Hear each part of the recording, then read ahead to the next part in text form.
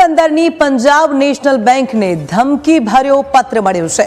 વાડી પ્લોટની બ્રાન્ચે ધમકી ભર્યો પત્રમાં રાજકીય નેતાઓને અપશબ્દો કહેવામાં આવ્યા છે।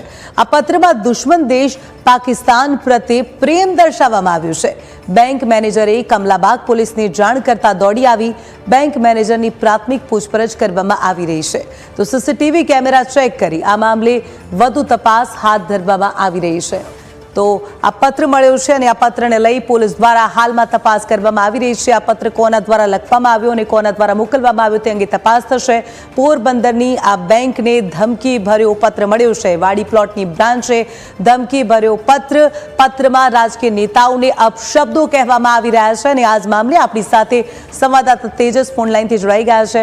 તેજસ, એક બેંકને ધમકી ભર્યો પત્ર મળ્યો છે જેમાં નેતાઓને અપશબ્દો બોલવામાં આવે છે પરંતુ પાકિસ્તાન પ્રત્યે પ્રેમ દર્શાવવામાં આવ્યો છે। શું વધુ અપડેટ?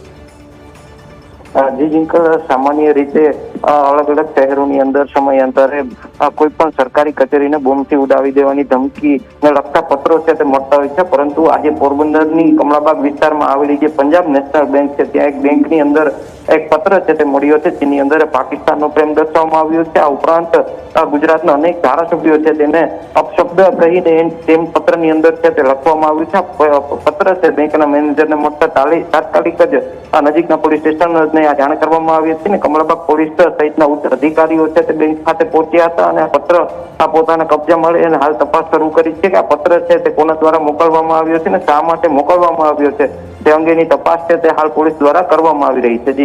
જી, માહિતી સાથે જોડાવા બદલ આપનો આભાર।